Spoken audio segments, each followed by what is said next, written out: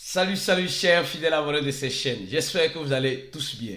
Alors aujourd'hui dans cette vidéo, nous allons parler de Dogecoin et de Floku Unu. Oui, des grandes nouvelles, des bonnes et des mauvaises nouvelles vis-à-vis de ces deux projets.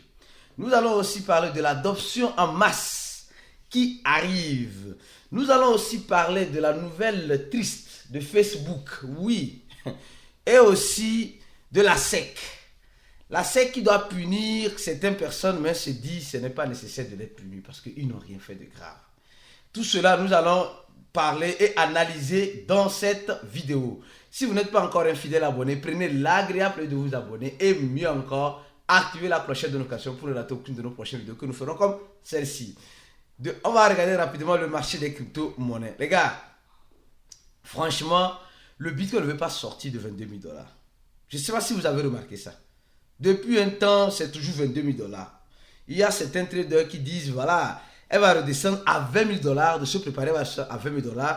D'autres qui disent que c'est juste, comme vous le savez, juste une manipulation du prix au moment, voilà, au moment où l'incertitude règne, afin de repartir vers une montée. Semblerait-il même que les stablecoins, je dis bien, les stablecoins sont en train d'être plus injectés dans le marché. Donc, tout peut arriver à tout moment. Donc, comme on dit souvent en crypto-monnaie, espérez le meilleur, toutefois en se préparant au pire, car le pire peut arriver à tout moment. Alors, on commence cette vidéo par cette information, les gars.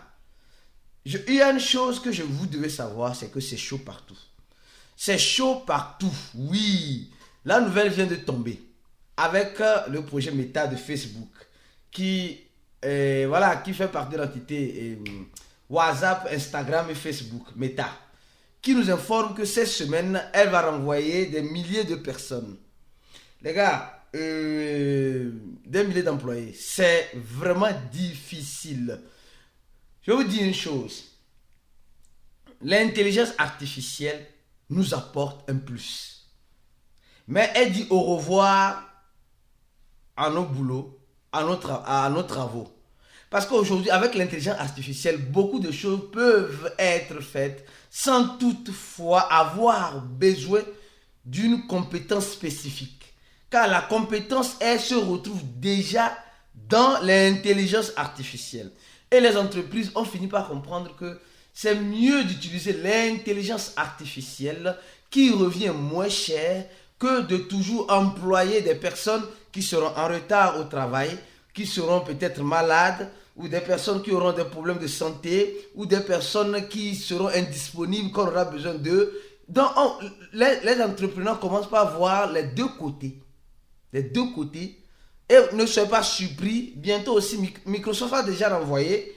Plusieurs grandes sociétés, entreprises vont commencer par renvoyer les employés pour mettre à la place de ces employés l'intelligence artificielle. Franchement.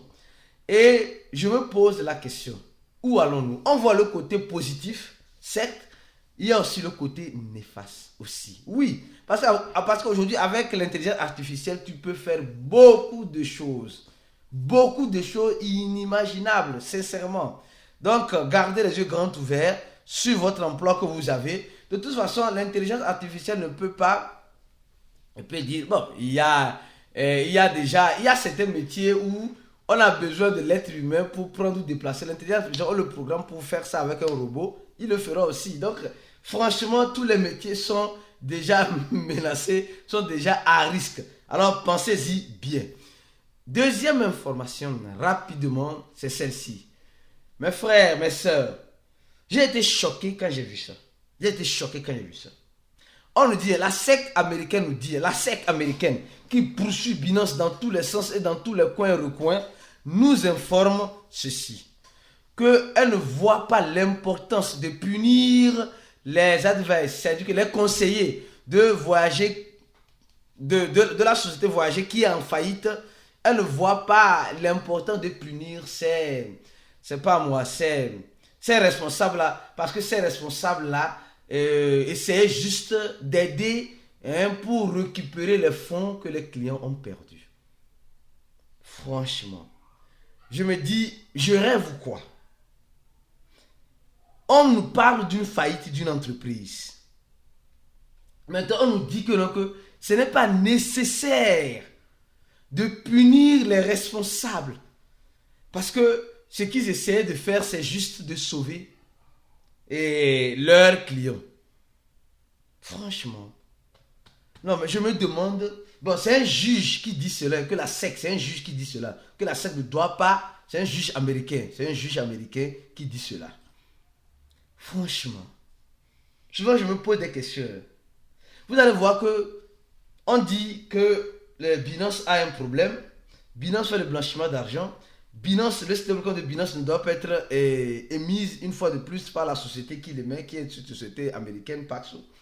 Binance est ici, Binance est ça, Binance est ça. Et au même moment, on voit que la SEC est en collaboration avec Coinbase. La SEC est en collaboration avec les stablecoins que Coinbase émet, que c'est les meilleurs stablecoins que nous devons utiliser. Bon, je me demande, ou bien Satoshi Nakamoto, là, il travaille à la SEC. Est-ce que ce n'est pas logique? Ça n'a plus de sens. Le monde n'appartient pas simplement qu'aux Américains. La SEC n'est pas l'ONU ou l'entité qui... Non, mais franchement, c'est... Bon, c'est une triste réalité, mais c'est une réalité. C'est une réalité que nous vivons. Franchement.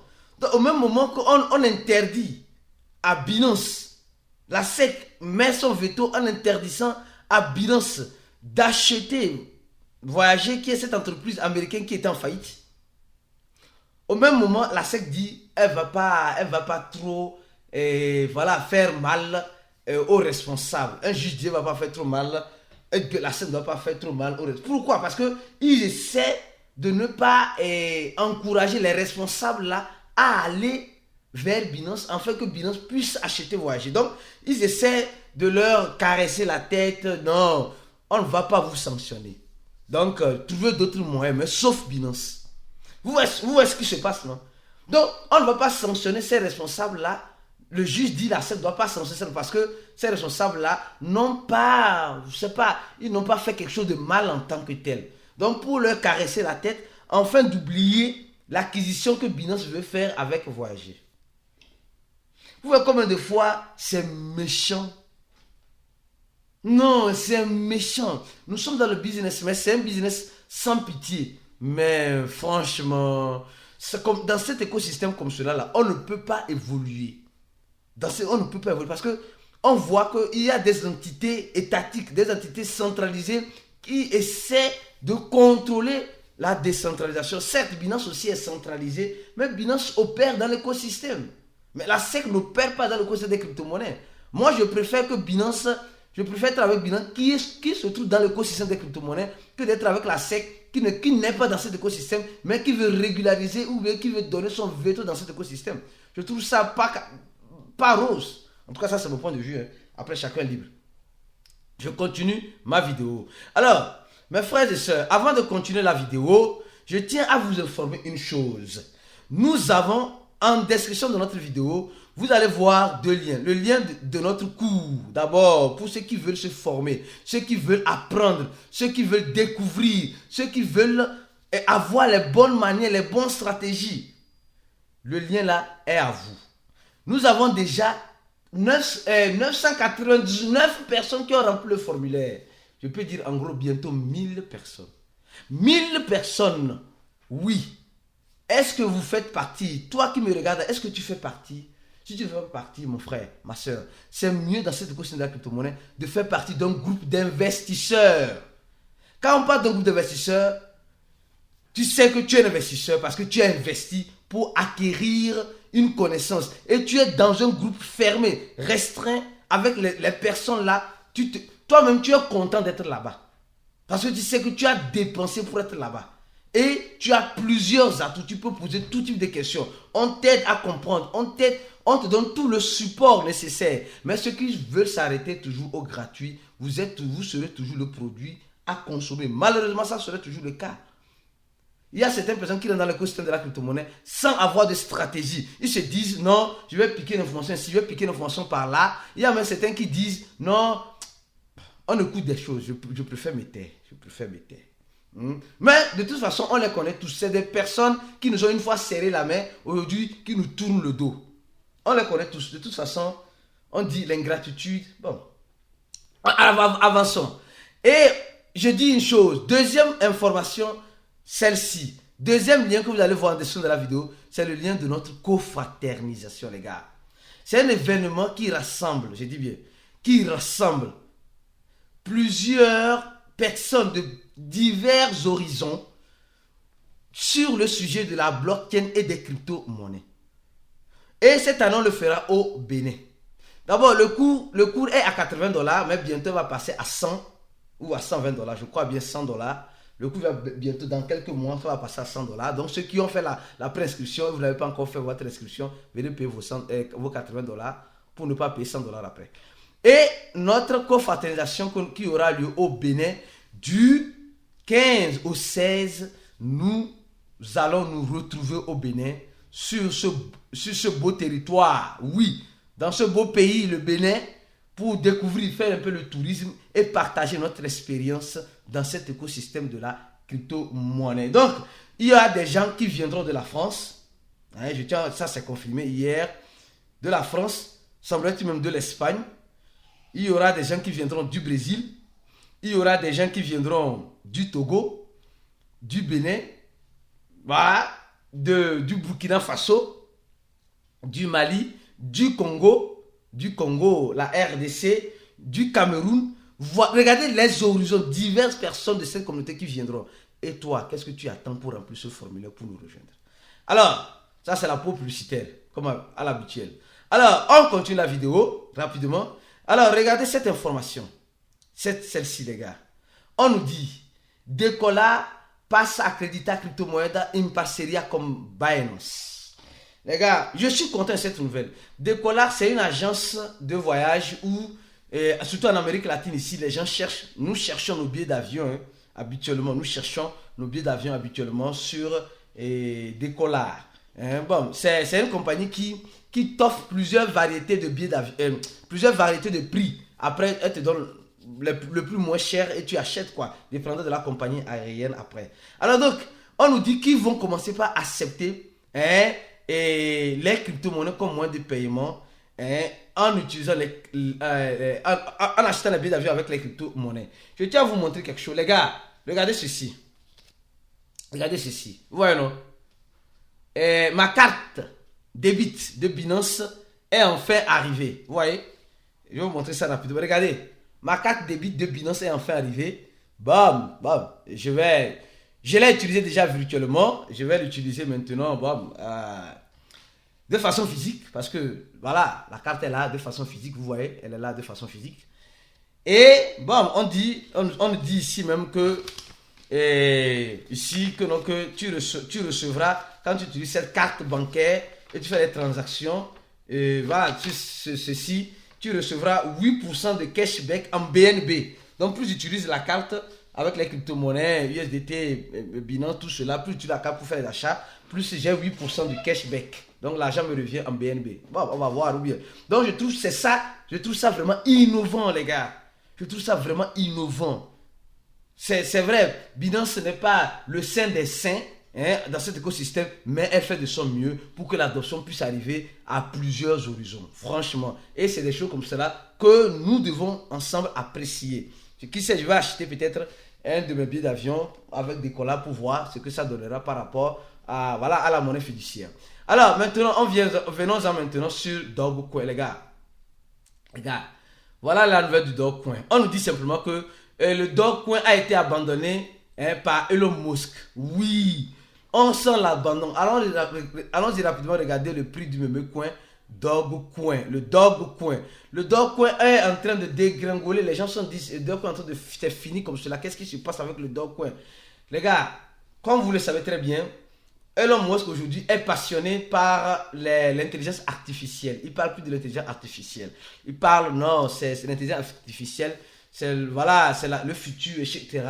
et il dit maintenant, bon, c'est fini, les crypto-monnaies, c'est fini pour moi. Mais regardez bien ce wallet-là.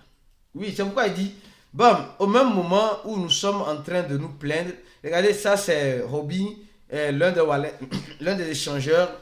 Il y a aussi Binance, deuxième wallet, et troisième plus grand wallet en Dogecoin. Et c'est ce wallet que nous avons l'habitude d'analyser sur ces chaînes. Regardez, et hier, ce wallet, il y a eu plus de 10 millions de Dogecoin qui sont rentrés. Et avant-hier, 10 millions de Dogecoin qui est rentré. Avant-hier, 10 millions de Dogecoin. Même date, le 4, le 3, le 2, le 2, le 2, le 2, le 2, le 2. Voilà, vous voyez, le premier. Donc, chaque jour, presque, je peux dire, chaque jour que Dieu fait, ce wallet de Dogecoin rassemble un peu plus d'un demi-million par jour. Un demi-million par jour de Dogecoin sont envoyés à ce wallet-là. Oui, peut-être c'est le wallet de Elon Musk. Ou bien, parce que lui ne connaît son wallet. Au même moment qu'il est en train de dire, au fait, vous allez voir, au même moment qu'il est en train de dire que le Dogecoin c'est mort, c'est fini, bon, il n'est plus intéressé par le Dogecoin. Au même moment, on voit que ce wallet est en train d'avoir des Dogecoin. Qu'est-ce que vous en pensez? Est-ce que c'est le wallet de Elon Musk en Dogecoin? Dites-moi ce que vous en pensez en description de la vidéo. Maintenant, Elon Musk, nous avons su que Elon Musk a maintenant fait un vira-volte. C'est-à-dire qu'il dit, il ne parle plus du Dogecoin, mais il parle maintenant, il a parlé de Floki Unu. Et depuis ce temps, regardons le prix rapidement de Floki Unu. Depuis ce temps, Floki Unu est en train de gagner plus la confiance des investisseurs. Floki Unu est en train de gagner en capitalisation. Floki Unu 10% déjà. Pourquoi c'est 10%, 11%? Parce que Floki Unu serait listé sur l'un des plus grands échangeurs indiens. Oui, le Floki Unu serait listé sur l'un des plus grands échangeurs indiens qui est Wazir. Oui, Wazir X. Oui, c'est un grand échangeur qui est en partenariat, mais je crois bien avec Binance, où Floki Unu serait listé aujourd'hui. Aujourd'hui, Floki Unu a déjà le trading futur sur KuCoin. Floki Unu est en train d'acquérir, je peux dire, de grandes choses. Sa communauté ne cesse de grandir. Vous serez surpris de voir sa communauté bientôt à 1 million. Oui, à 1 million. Oh, Floki Unu. Bon, de toute façon, on voit déjà un échangeur Digifinex qui libère le trading futur de Floki Unu. Ouais, donc, il y a... Moi, j'ai dit Floki Unu n'a pas encore dit son dernier mot parce que plusieurs personnes sont en train de courir derrière Floki Unu en ce moment. Plusieurs personnes sont en train de courir derrière Floki Unu en ce moment. Et plusieurs personnes sont en train d'abandonner le Dogecoin en ce moment. Au même moment que les gens sont en train d'oublier le Dogecoin, au même moment, certains sont en train de se ravitailler en Dogecoin. Vous voyez un peu, voilà, ce qui se passe ou bien. Vous voyez un peu, c'est déjà ce qui se passe. Et on voit que Floki Unu est vraiment hyper actif. Hyper actif sur, quoi on peut dire, sur ces réseaux sociaux.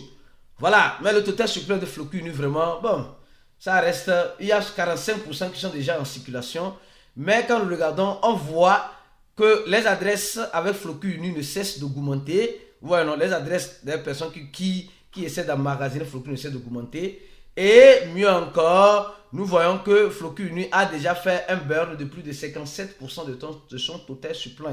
Et quand nous regardons au niveau des burns, nous voyons que les burns se sont un peu arrêtés. Imaginez si Floki Unu commence par dire nous allons accélérer notre burn. Je suis sûr que ça va encore faire du FOMO et le prix ne serait pas surpris là. Je pense que vous comprenez déjà ce que je dis par là.